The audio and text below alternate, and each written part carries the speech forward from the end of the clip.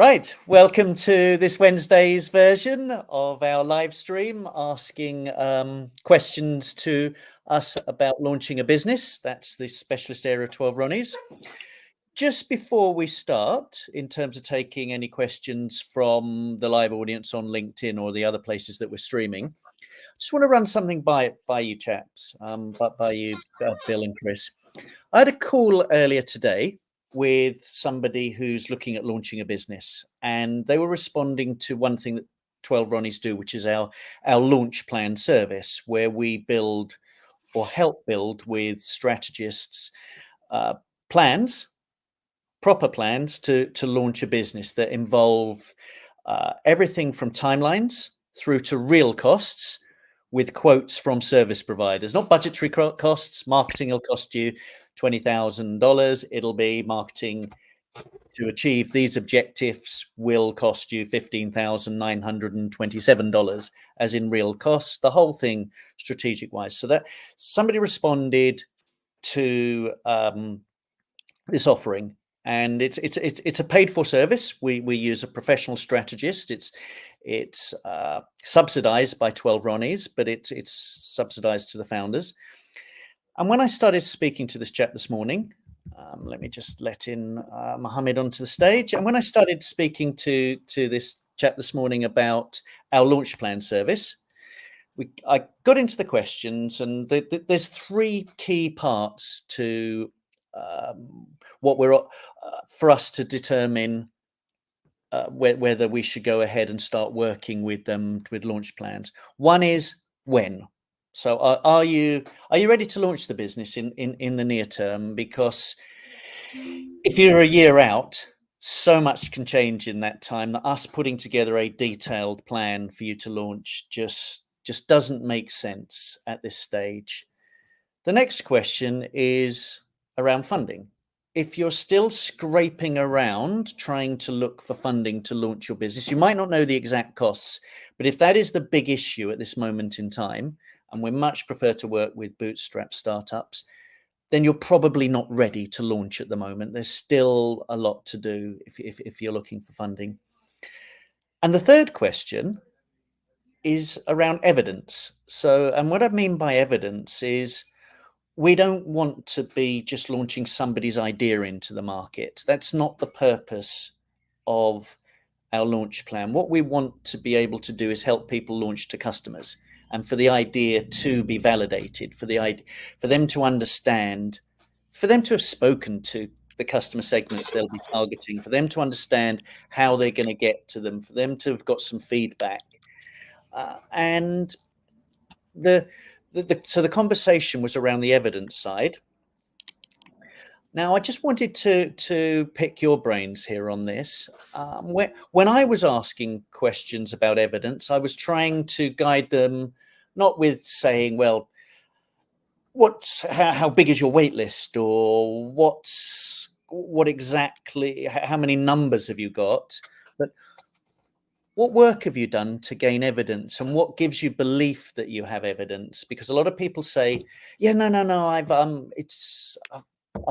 I've spoken to my friends. They love the idea. That's which we know isn't really quite the right sort of level of evidence. So I'm wondering if one of you chaps could also have a chat about what your thoughts are on evidence. If we're looking for evidence that it's a good business idea, what sort of evidence would you look for, and what's the scope of it?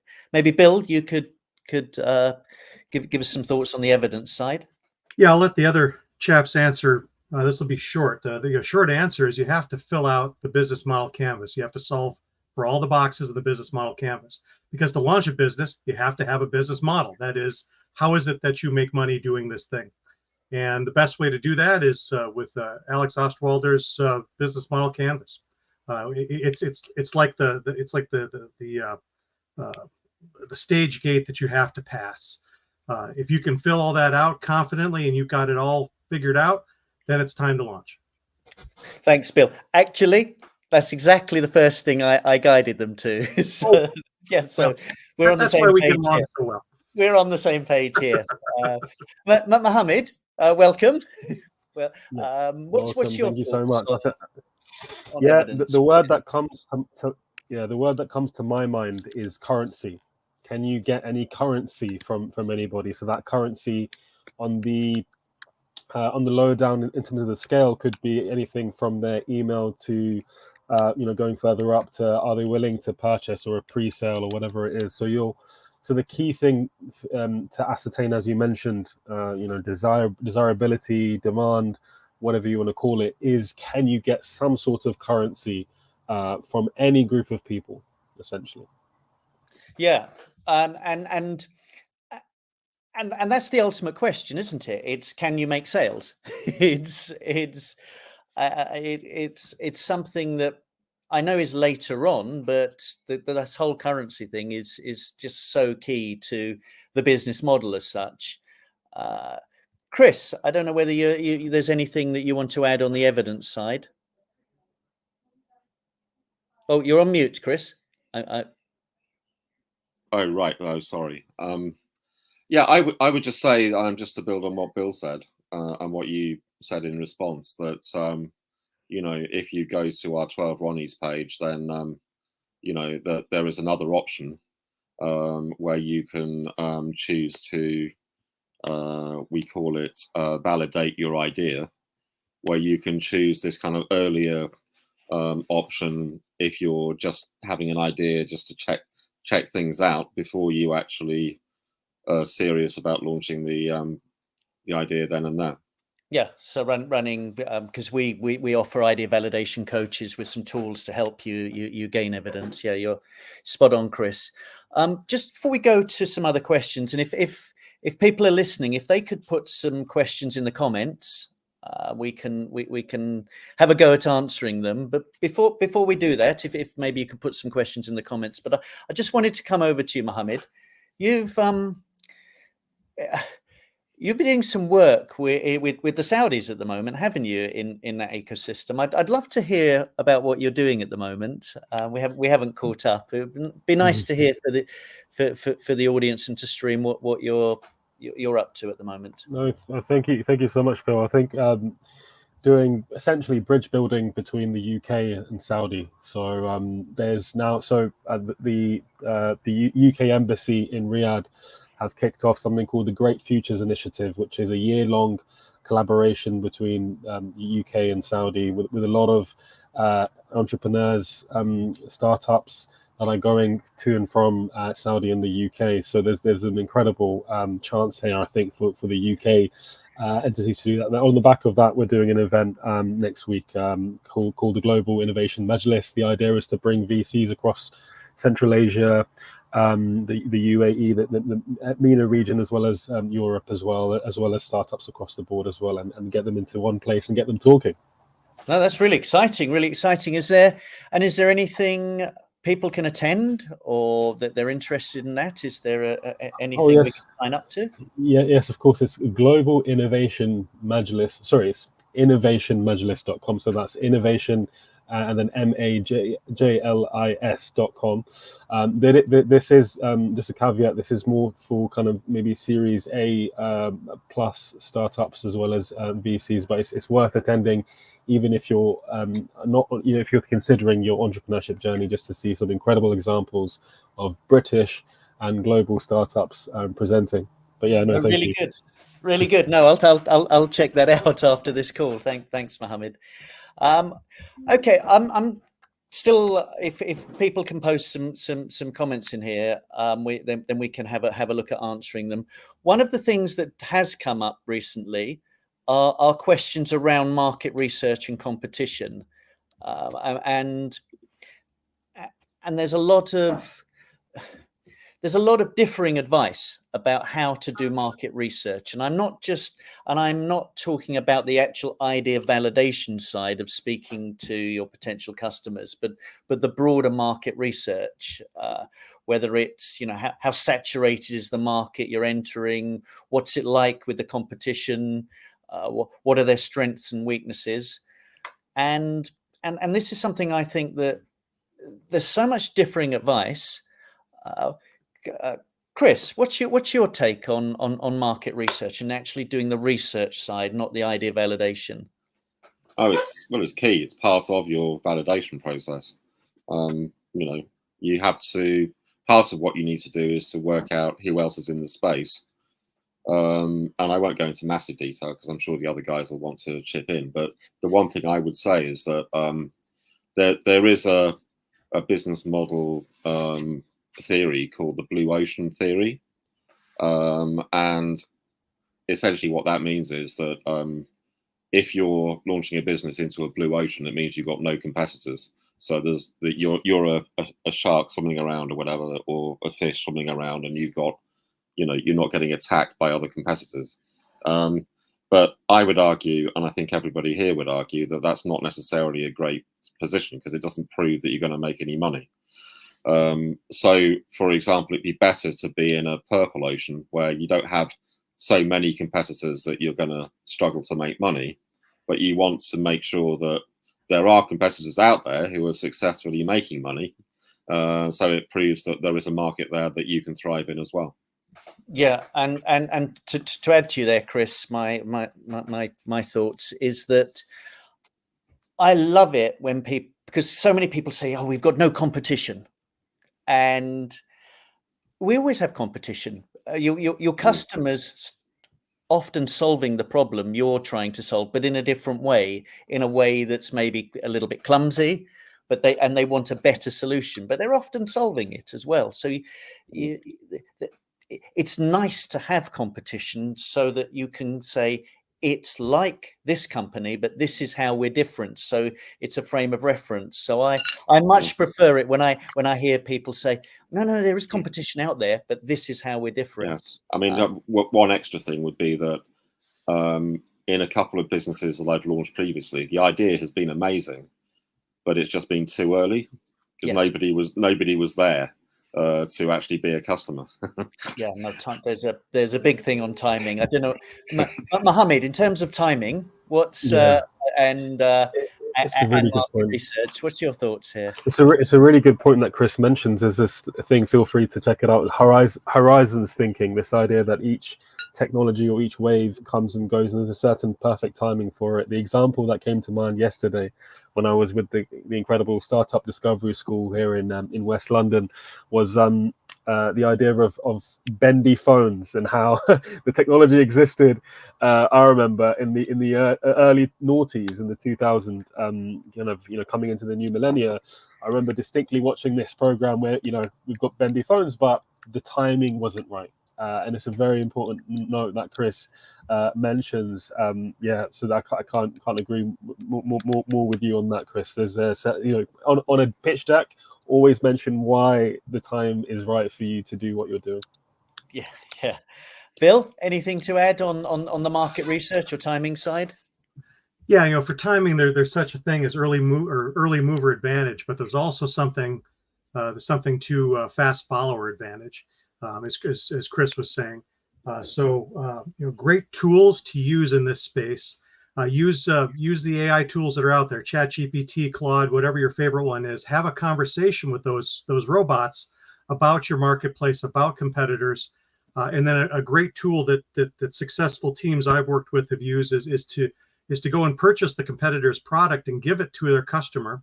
And then allow their customer to use it, write a daily diary about their experiences with it, understand everything they need to understand about the value proposition of their competitors, and then be able to kind of piece together where the opportunity is to do things a little bit better and how to address those customers. So really, that's a really great way to do market research. Some people say, well, I'm not going to buy my competitor's product. Well, if you don't, you're not going to find out why people like it.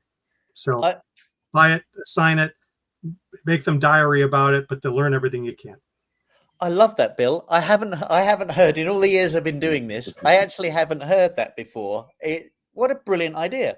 I love the fact that you have enough confidence in what you're doing as an entrepreneur that you can put a competitor's product in front of who you think would be a potential customer and observe them and understand from your idea, which is going to be slightly different, clearly, in some way, or it's fairly pointless launching something that's completely identical, having a look at how they use it. I mean, that's Okay.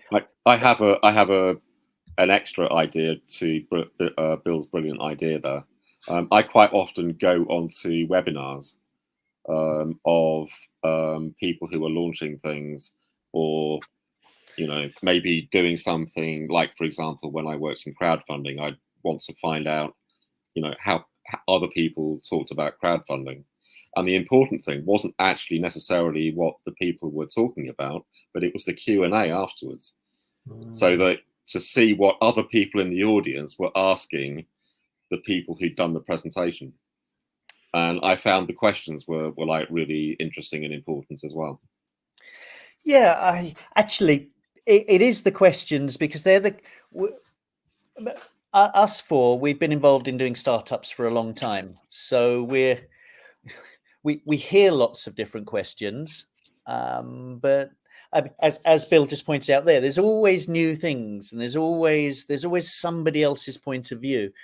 And you've just spurred me on to think now, has anybody heard a really interesting question that have come up in the last year or so that you thought, that's interesting? I haven't had that sort of question before, but it's really pertinent. But even if it's not a new question, yeah, but it's almost like if a question comes up lots and lots, then it's almost like an FAQ, isn't it? That you obviously need to address with your product or your service. Yeah. These kind of questions are the ones people are embarrassed to ask in front of a group of people because they might be personal. So these are the cool things that come up when you do really good customer interviews. But when you hear one of these questions, it's great to really unpack it and find out, maybe someone was afraid to ask in front of a group of people. They were embarrassed, or they were ashamed, or it was a personal matter. Those are the things that if you can get that information, that's what makes you different than your competitor, because you've captured something that people are afraid to talk about. And then that could be your angle. Yeah, it's the whole question. It's much easier on a one-to-one basis for people to open up to you with questions than when there's a wider audience. But it's so nice when there is an audience that's comfortable to answer questions. I'm doing an event, an entrepreneurship event next month, actually in Bangkok, with what's GCEC, Global Consortium of Entrepreneurship Centres. So it's entrepreneurship educators mainly from universities, mainly from US universities, and they run a number of events each year, and we come to share best practice and share ideas, and how can we best help our student entrepreneurs. And I'm doing a workshop on technology-enabled entrepreneurship. I mean, the elephant in the room is AI here, and how AI can help us enable entrepreneurship. And the thing I'm focusing on is, and Bill sort of mentioned it earlier, the lean canvas. So how can we use technology like AI to help with things like the lean canvas? And I won't go into a lot of detail there, but the part of my workshop is going to be showing how I'm using it with my entrepreneurship students in this particular case of the canvases: lean canvas, business model canvas, value proposition canvas. But the second half of this, and I know these are people that are going to be happy asking questions, is to open it up to what other parts of entrepreneurship are you using technology with? And I know somebody has said to me when I was talking to Mel, well, doing market research. So they're setting up AIs to act as customers in segments, because they're prompting them with all the information, and then the students are asking them questions. The students are querying with them. So the students get used to asking questions and doing research, and they might learn something from what's out there that the AIs can give them, through to AI being involved in prototyping. So in getting prototypes. So there's so much technology now. But the point being, I want to open up to the room. What are the questions you're getting from your students? What questions have you got? How are you using AI? And really to open the workshop up, that it's not just me standing there saying, this is how we do this at Anglia Ruskin University, for instance. Yeah, I got one thing to add to that, Simon. You might have noticed that, well, certainly ChatGPT, I don't know about the other AI platforms, they've recently introduced a new platform, a new feature where you can upload documents to the prompt. So, for example, you could upload a business model canvas as a document, and then use that as a template for structuring the answers to ask ChatGPT. Here's a bunch of data. Here's a bunch of information.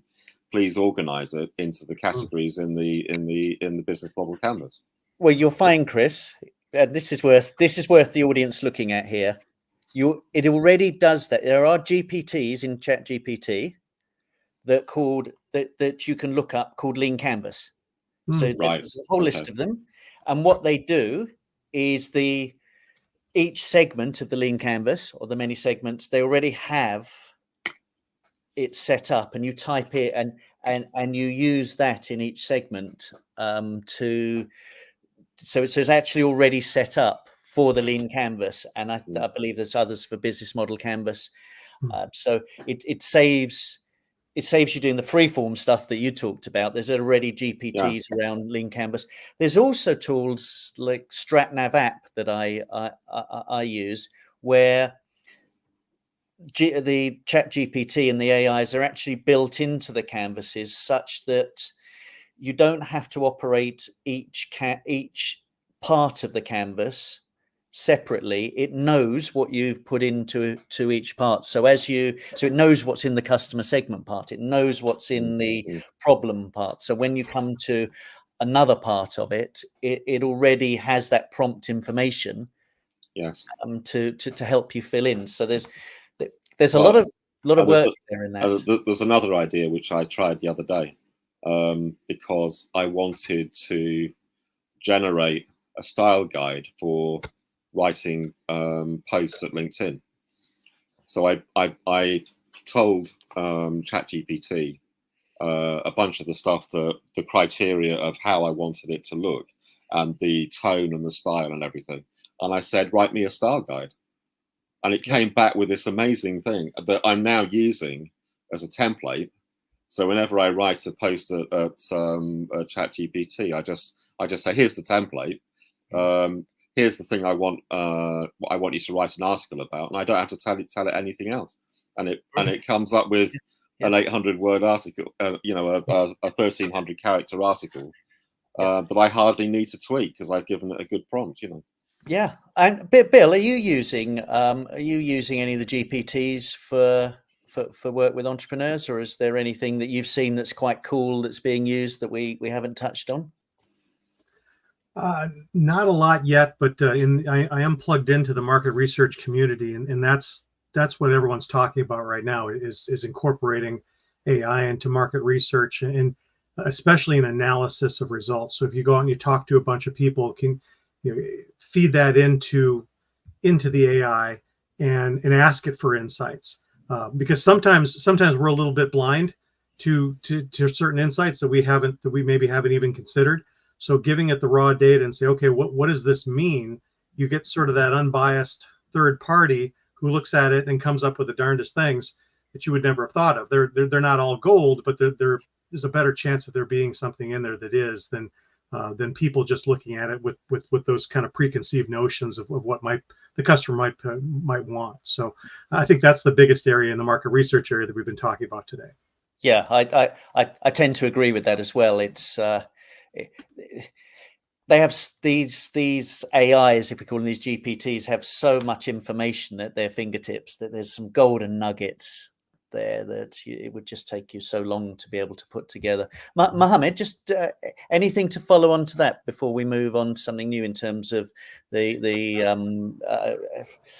technology-enabled AI entrepreneurship? Anything along those lines? Yeah, Simon, if I may, there was a question that was posed. I think. Yeah, I was going to go on to that question next. Oh, okay. No, whether you wanted to finish with anything. anything. No, that's a brilliant question. I think we're happy to go into that, but I think a lot has been said. I think Okay. Yeah. Right, there's a great question here from Andrew Williams. So I'll read it out for us. I mean, we can all see it, but Lyft came 3 years after Uber and still managed to gain market share. How do you enter a market when there is a clear market leader without being destroyed? And anybody like to take that first of all? Well, in the case of Lyft, Uber had a monopoly, and people were looking for alternatives, especially on the driver side. Once you have too many drivers in the town for Uber, there just wasn't much opportunity. Lyft gave them that opportunity, and Lyft looked at Uber and said, "Hey, how can we be a little bit different?" And they were different. They had a different sort of attitude. The app looked different. They had, you may remember the early days of Lyft. Everybody who drove Lyft had a pink mustache on the front of their car. It was a sort of a different vibe.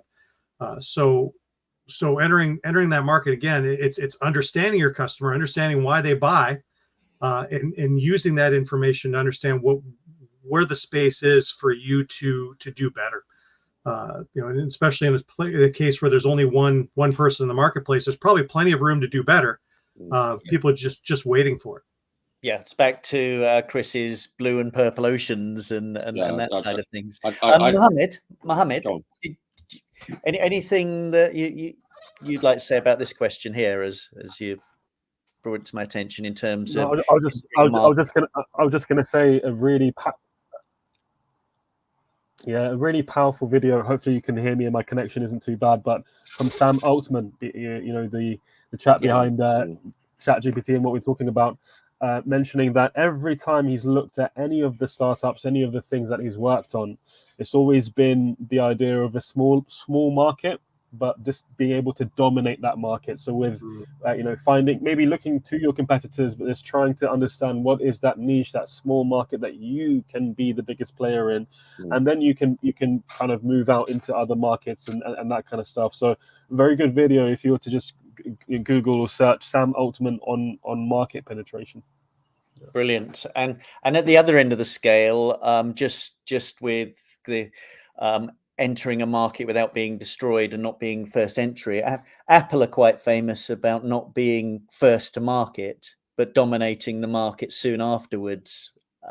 So you don't necessarily have to be first to market, be a market leader, and then bring in the long tail of the product market fit, if you like, that we're all after.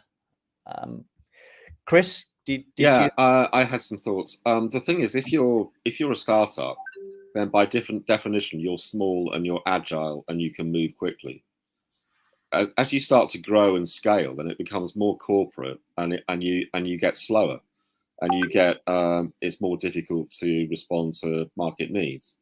So in a way, the fact that, say, Uber was massive when Lyft came along, then Uber wasn't able to respond quickly because they were very big. And if you've got somebody coming in who's got a much fleet of foot kind of mentality about things, then they can make things happen and they can spot where the gaps in the market are and then just go for those. I mean, for example, in the computer world, in terms of software, people talk about boutique firms, and if you're a boutique firm, it means you're like Mohammed was saying, you are somebody who knows the local people. So let's say you're in India and you have a software firm, then because you know the culture in India, then it means that you can service your clients in India because you understand the culture, and so you have a business. No, it's as I think Bill reminded us in a previous call, a startup's a learning organization. And it's so that's one of the big advantages. Well, and the saying here came from actually from Rupert Murdoch that said the world is changing very fast. Big will not beat small anymore. It will be the fast beating the slow. And that's what Chris was saying. Yeah, brilliant. Okay, gentlemen, we've come to the end of our half an hour live stream. What we're going to do now is publish this call onto the streaming platforms, LinkedIn, YouTube, and Facebook. where we've been live. And we'll also cut this up into segments and post daily of the different topics we've talked about in preparation for next week's session. So thank you very much, gentlemen.